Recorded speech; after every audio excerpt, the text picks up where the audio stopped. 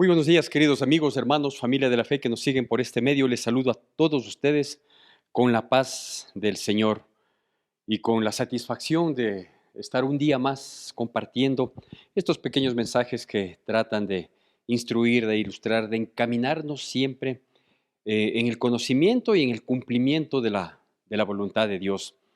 Es asombroso cómo la palabra de Dios nos habla, cómo se confirma aquello que nuestro Señor Jesucristo había dicho, que pasarán cielo y tierra, es decir, tiempos, circunstancias, períodos, épocas, pero que su palabra sigue vigente, sigue tan aplicable porque en cualquier época siempre habrá una palabra de Dios que, que pegue plenamente, que encaje plenamente en nuestras vidas.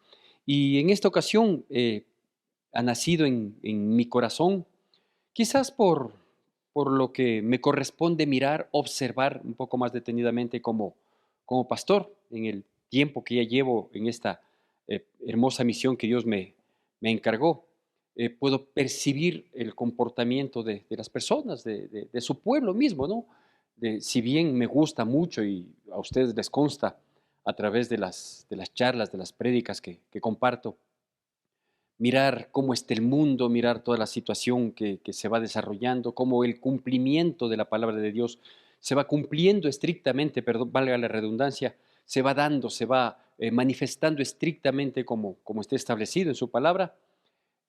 También miro con asombro, a ratos hasta con tristeza, cómo se va cumpliendo también lo que la palabra de Dios advierte respecto de su iglesia, de los seguidores de Cristo, de esa iglesia que es un remanente. Eso tenemos que quedar claro, ¿sí? O sea, no es, y la palabra de Dios lo advierte, no es todo aquel que dice Señor, Señor, no es todo aquel que se congrega en un lugar, en una iglesia, no es todo aquel que dice yo creo en Dios o soy cristiano, sino verdaderamente de los que queremos ser obedientes, discípulos del Señor, disciplinados, depender de las enseñanzas del Maestro.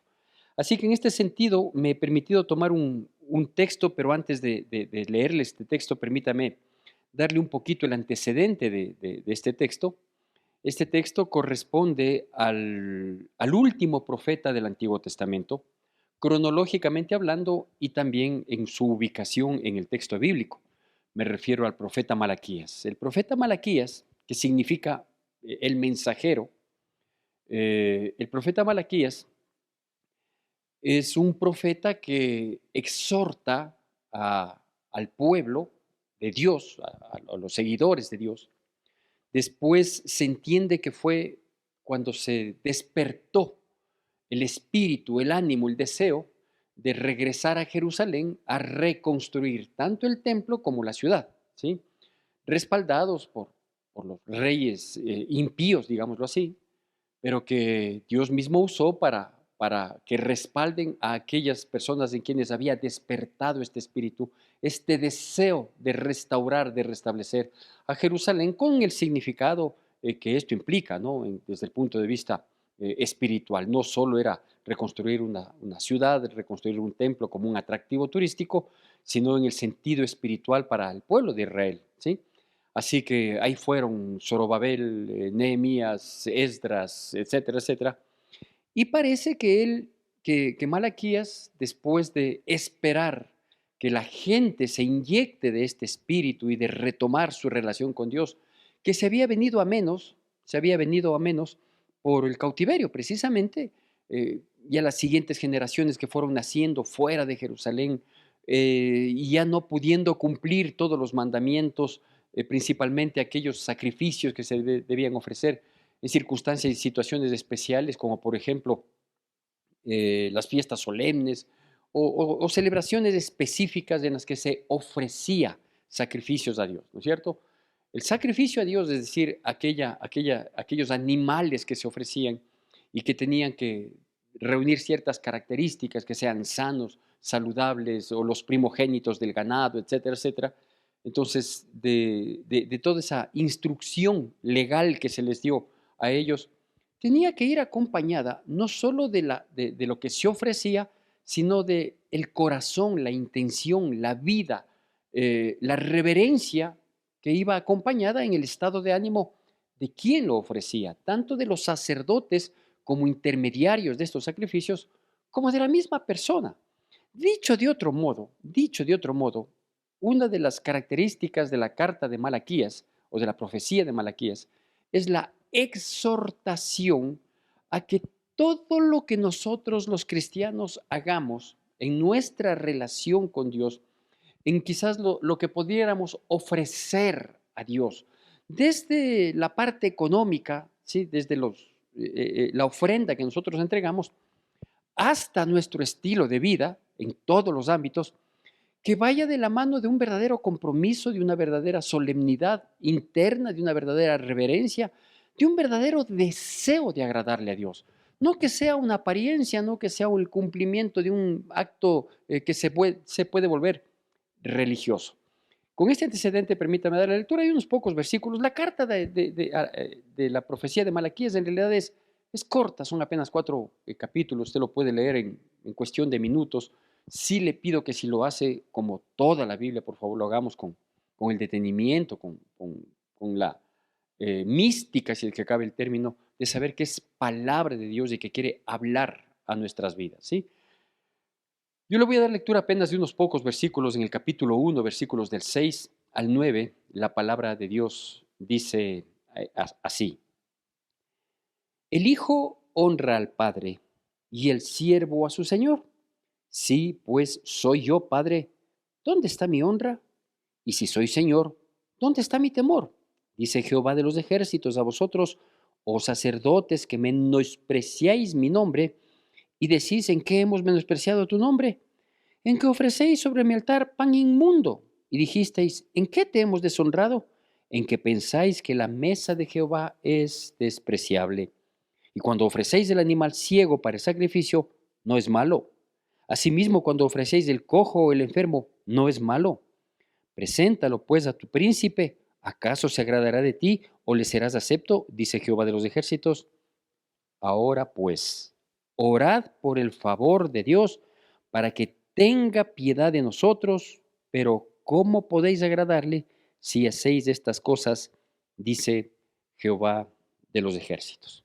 Bueno, estos pocos versículos nos muestran y nos permiten ver la condición espiritual, la condición de la relación que el pueblo, incluidos los sacerdotes, o sea, los llamados a instruir, los llamados a exhortar para que el cumplimiento de los mandamientos de Dios sea estricta, sea correcta, con la intencionalidad que se debe, habían caído, ¿no es cierto? Insisto, fruto de que, en gran parte de un cautiverio del que venían, pero cuando ya regresaron a Jerusalén, ¿sí? Y la gente regresó en algunos casos, inclusive a volver a tomar posesión de aquellos bienes o de aquellos bienes inmuebles, llamémoslo así, de aquellos predios de los que habían sido despojados, fruto precisamente del cautiverio. Entonces ellos ya volvieron, comenzaron a reconstruir sus propiedades, etcétera, etcétera. Y hubo un descuido por la iglesia, por el templo, ¿sí? Que Ageo llama la atención y dice: ¿no será que ya es hora de que comiencen a preocuparse del templo? Ya cada quien ha venido, ha reconstruido lo suyo, ya se está estableciendo nuevamente en su tierra. Dice, pero se están olvidando del templo. Entonces, por un lado, se habían olvidado de la correcta reconstrucción, de la correcta reedificación del templo. Y claro, junto con esto es que también descuidaron el verdadero rito, la verdadera intención de los sacrificios que tenían que ofrecerse ahí. Sin embargo, ellos creían que estaban con una relación correcta con Dios.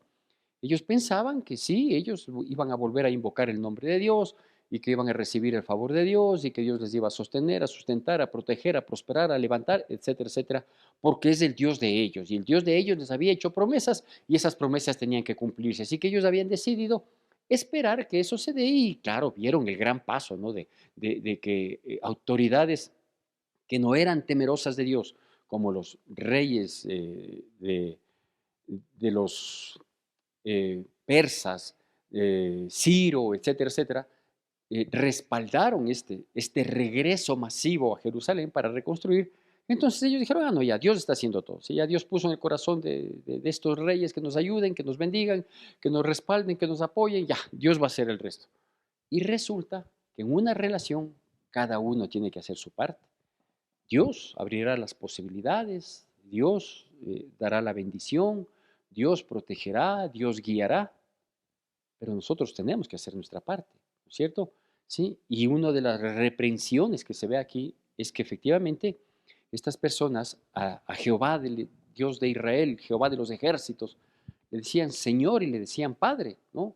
Quizás demandando de él, de este Dios, Señor y Padre, demandando su protección, su cuidado, su provisión, su sustento, su respaldo y el cumplimiento de todas las promesas maravillosas que Dios había hecho a Israel desde que fue, fue llamado en la persona de Abraham, ¿no es cierto? De que engrandeceré esta nación y que serán protegidas y en él serán benditas todas las naciones de la tierra. Entonces ellos demandaban esto de su Dios, siempre lo hicieron, siempre demandaron. Cuando les pasaron cosas malas, se tardaron en reaccionar y decir, ¿por qué nos estará pasando esto? ¿Por qué no levanto cabeza? ¿Por qué sigo en esta situación? Si yo a Dios le llamo Señor, le digo mi Señor, y a Cristo Jesús le llamo y soy jactancioso de llamarme cristiano, algo debe estar pasando, ¿no es cierto? Entonces, una de las cosas que aquí se ven, o de las primeras cosas, porque es el capítulo 1, dice, ustedes me llaman Señor y Padre, pero no tienen la condición que, que deben tener frente a un Señor y un Padre. Y por eso les dice, si yo soy Señor, ¿sí? ¿Dónde está mi temor? Y si soy Padre, ¿dónde está mi honra? Es decir, me llamas Señor, me llamas Padre, esperando que yo te proteja, te cuida, te guíe, te sustente, te bendiga, te levante, te provea, te multiplique, te prospere, sí, pero solo estás esperando que Dios haga su parte, ¿sí? Y tú no estás dándole la honra, no estás dándole el reconocimiento, no estás dándole el señorío, ¿sí? Es decir, la autoridad total sobre la vida que debe tener en quienes le llamamos Señor. Entonces yo le digo, Señor, por favor, ayúdame en esta circunstancia, pero mi oración es así, mi clamor es así, fruto de mi demanda, de mi necesidad, pero respecto de Él es el Señor de mi vida. Él guía mi vida, mi camino, ¿sí? Mis decisiones están encaminadas dentro de su voluntad. Mi vocabulario, mis reacciones, todo lo que hago en mi vida muestra que Él es el Señor de mi vida o yo vivo como quiero, pero cuando necesito le digo, Señor, dame. Las cosas no van por ahí. Estoy honrando a Dios como un padre, siendo yo un hijo fiel, un hijo que refleja la presencia del Padre en nuestra vida disciplinada, insisto, en cosas desde los pequeños detalles hasta las decisiones más grandes, como por ejemplo en el vocabulario. En mi vocabulario, cuando yo me veo expuesto a emitir una expresión emocional, esa expresión conlleva un vocabulario soez, conlleva una reacción exabrupta, conlleva una actitud inclusive de carácter, ¿sí? Que me desdice como hijo de Dios. Porque si eres mi padre, yo le voy a honrar. ¿Y cómo le honro? Diciendo cuánto te honro, Dios. No. La honra a Dios es testificando, que la gente plenamente pueda darse cuenta y que diga, caramba, esta persona, cómo actúa, cómo reacciona, cómo decide, cómo es su estilo de vida, verdaderamente honra a su Padre. A veces estamos más preocupados de honrar a nuestros padres terrenales, más aún si es que ellos ya partieron, y obviamente tenemos una inmensa gratitud, quienes hemos tenido un gran padre y nos jactamos de ser los, y póngale ahí su apellido, y nos jactamos de constantemente decir, mi padre así, yo aprendí esto de mi padre, es que mi padre, perfecto, qué bueno que te parezcas a tu padre porque crees que con esa semejanza estás honrando a tu padre terrenal. Y aquí dice, si Dios es nuestro Padre, ¿dónde está la honra? ¿Nos estamos asemejando a Él? ¿Nos parecemos? ¿Sí? ¿Le conocemos a través de su palabra? ¿O le estamos honrando a nuestro criterio? Como yo creo, ¿no es cierto?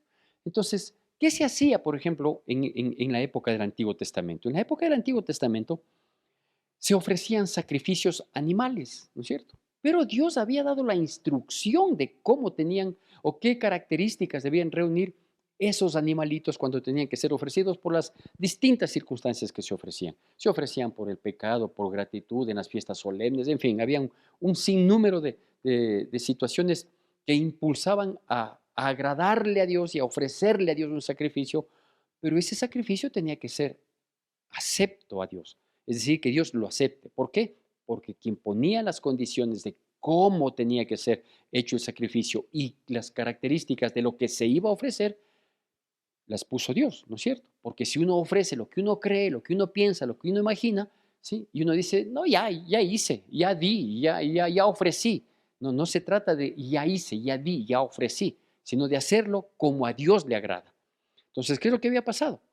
Que en vez de ofrecer lo mejor de sus ganados, en vez de ofrecer lo mejor de sus primicias, que todo esto estaba establecido en la ley y que en algún momento se había cumplido, cuando ellos comienzan a restaurar el templo, que fue lo más descuidado después del regreso del cautiverio, primero se preocuparon de sus casas, primero se preocuparon de sus propiedades, primero de ellos de establecerse, de ellos prosperar, y Agé los dice, no será ahorita ya de que se preocupen del templo, ¿no? Entonces les dice a ellos, ¿sí? ¿Por qué me ofreces el animal ciego?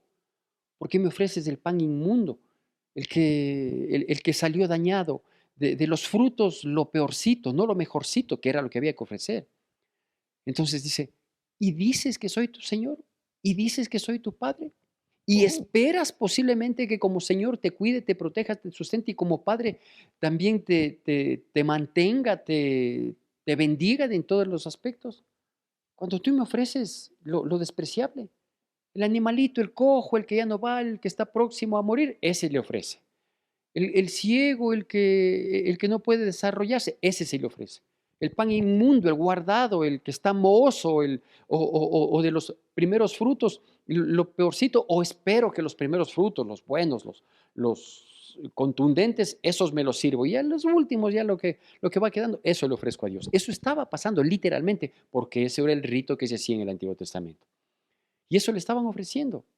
Es decir, ofrecerle lo que me sobra, la limosna, ¿no? Y no voy a hablar de la parte económica, ustedes saben que eso no es de interés mío, aunque la palabra lo dice. Pero aquí lo que se veía es el corazón de las personas, más que el animalito, cualquier cosa que uno puede ofrecer también un gran animal, ¿no es cierto? Uno puede ofrecer un becerro perfecto de un año, o puede ofrecer las primicias, los primeros frutos, lo mejor de uno, de su esfuerzo, de su sacrificio. Pero si no hay la intencionalidad correcta, si no hay ese espíritu de verdadera gratitud, eso de darle a Dios el lugar que le corresponde, la honra, el reconocimiento, que Él sea verdaderamente el Señor de nuestras vidas. Entonces sí hay una gran distorsión en cuanto a la apreciación, en cuanto al entendimiento de lo que es tener una relación con Dios. Y eso cabe plenamente hoy y cabe siempre en el tiempo de todos quienes creemos en este Dios, en el Dios de Israel, en el Dios de Abraham, de Isaac y de Jacob, en el único Dios verdadero, en el Dios creador del cielo y de la tierra. Si queremos tener una relación con Él, tenemos que conocerle y la única posibilidad de conocerle es a través de la Biblia. Ahora, si hay gente que ha generado, ha creado, ha imaginado otros dioses y cada uno de esos dioses con sus especialidades y se ha inventado los ritos, bueno, pues que lo hagan. Pero yo le estoy hablando de del Dios creador, del que ha hablado a lo largo de la historia de la humanidad para instruirnos, el que ha advertido lo que está pasando y siempre se ha cumplido. Y él aquí está diciendo, ustedes no están teniendo una correcta relación conmigo. Ustedes creen que tienen. ¿Por qué algo hacen? Porque se han acostumbrado a ese estilo de mediocridad en la relación con Dios. ¿Sabe cómo me permití llamarle a esta prédica? La equivocada relación con Dios. ¿Por qué? Es equivocada porque creemos que tenemos una relación con Dios.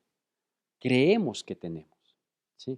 Porque voy a la iglesia, porque algo conozco de la Biblia, porque alguna vez hice un curso, un taller, qué sé yo, seguí un discipulado, o, porque he participado o participo todavía de algún ministerio, soy de los que salgo a dar cafecito a los pobres, soy de los que reparto canastas de amor, no sé, o sea, de un u otro modo, sentirme vinculado al pueblo de Dios, ¿sí?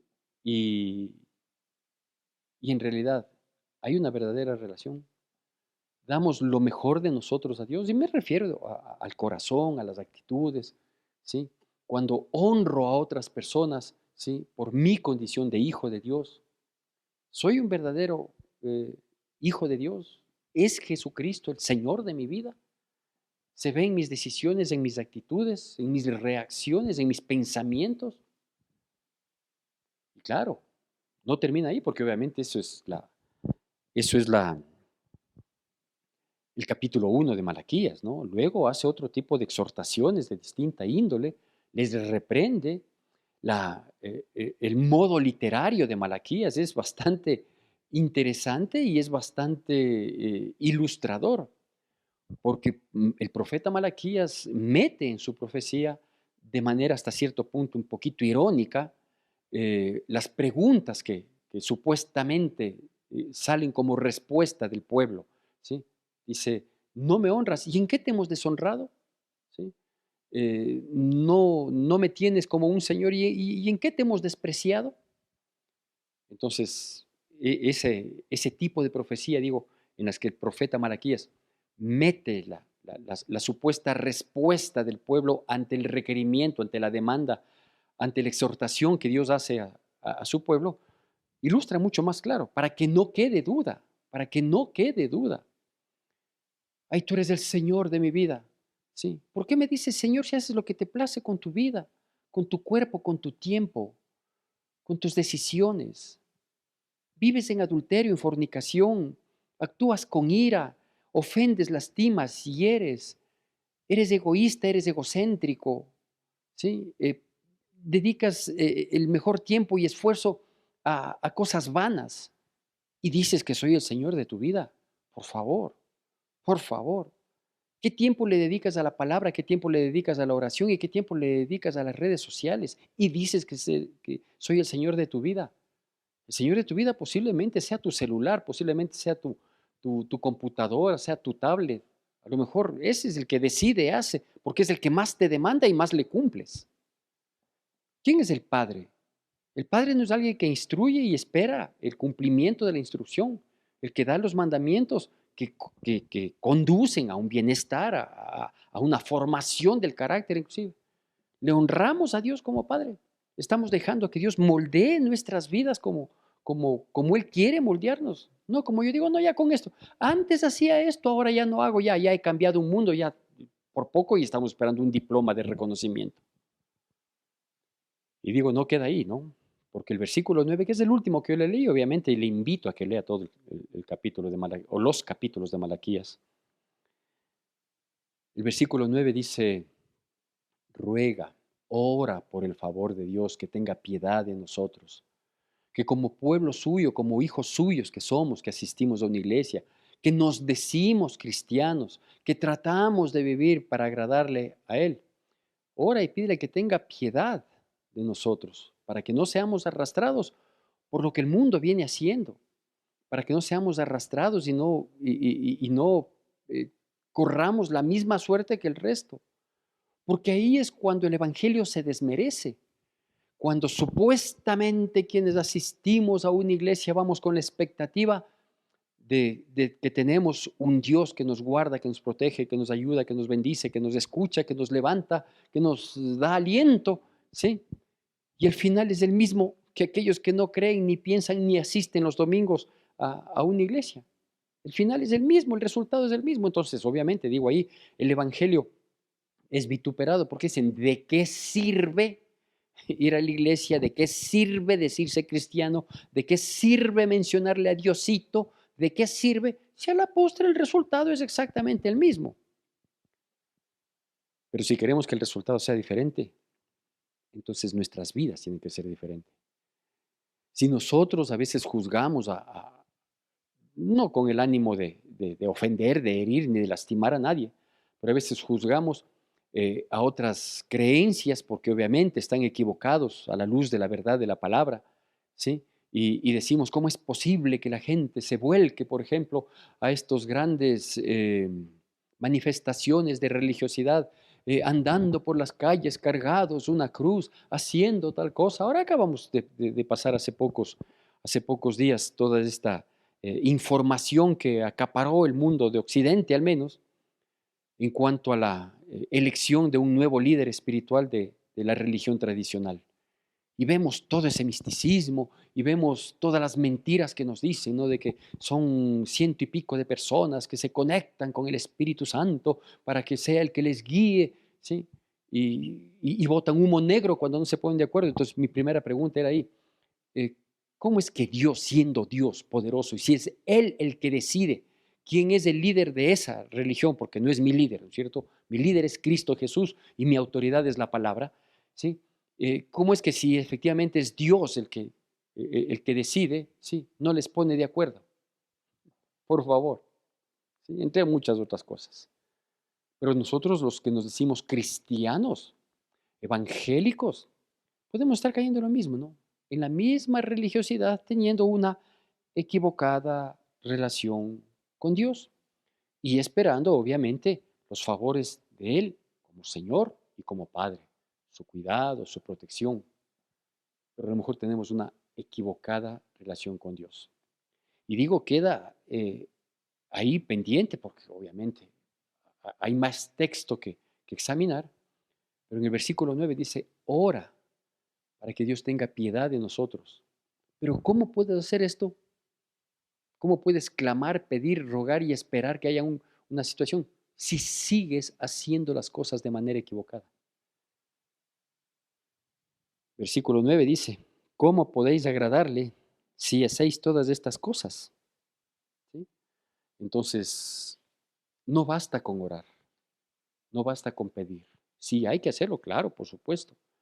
No basta con clamarle, no basta con insistirle, sino también hay que enmendar, hay que corregir. Queremos que Dios nos otorgue, obviamente de manera inmerecida, todas sus bondades, todos sus favores, todo esa misericordia infinita que quiere tener para con sus hijos, porque le consideramos Señor y Padre. Bueno, oremos, sí, oremos, pidamos, le clamemos, le roguemos, le derramémonos delante de Dios, pero también enmendemos, también enmendemos, porque yo no puedo seguir siendo el mismo y esperar cosas diferentes. Eso es locura. Yo le he llamado una equivocada relación con Dios. Que Dios nos bendiga y nos permita continuar con estos temas.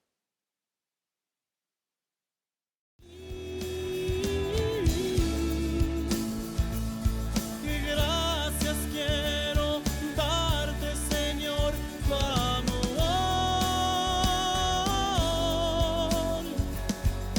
Vive en mí. Quiero agradecer a aquel que mi vida salvó.